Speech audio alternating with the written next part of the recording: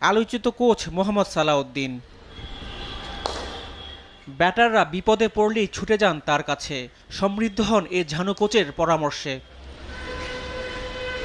এবার জাতীয় দলের সিনিয়র সহকারী কোচ হিসেবে বেছে নেওয়া হয় স্বনামধন্য এ কোচকে। দায়িত্ব নিয়ে জাতীয় দলের ক্রিকেটারদের নিয়ে কাজ শুরু করেছেন মোহাম্মদ সালাউদ্দিন।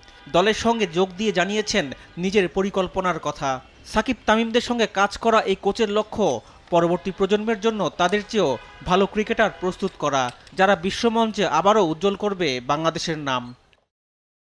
সাকিব তামিম মুশফিকরা একটা পর্যায় পর্যন্ত নিয়ে গেছে। এটা যদি না ভাঙতে পারি তাহলে আমি ব্যক্তিগতভাবে মনে করি বাংলাদেশের ক্রিকেট এগোয়নি। আমাদের কাজ পরবর্তী প্রজন্ম যেন তাদের চেয়ে ভালো খেলোয়াড় হতে পারে, বড় হতে পারে, সেটা অসম্ভব নয়। এখন খেলোয়াড়েরা মেন্টালি, ফিজিক্যালি ও আর্থিক দিক থেকে অনেক স্বাবলম্বী, যেটা হয়তো আগে ছিল না। এখন ভালো করার সুযোগ আরও বেশি।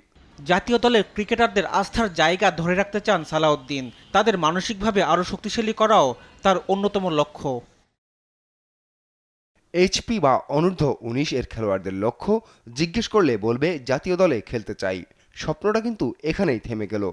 জাতীয় দলে খেললে এরপর কিভাবে লক্ষ্য নির্ধারণ করতে হবে সেটা তারা জানে না। যারা এতদিন খেলছি তাদের আসলে কী ধরনের লক্ষ্য হওয়া উচিত, মেন্টালিটি হওয়া উচিত, কিভাবে আরও বড় খেলোয়াড় হওয়ার জন্য নিজেকে মোটিভেট করা উচিত, এই ছোট ছোট কাজগুলো করে।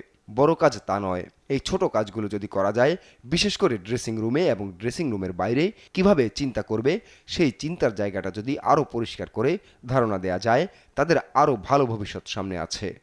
জাতীয় দলের জন্য দেশীয় কোচদের দ্বার খুলে দিয়েছে বিসিবি। এই স্বনামধন্য কোচ জানান, ভালো কাজ করে দৃষ্টান্ত তৈরি করতে চান তিনি, যা নিশ্চিত করবে দেশের কোচদের উজ্জ্বল ক্যারিয়ার। রিফাত আঞ্জুম, দেশ টিভি, ঢাকা।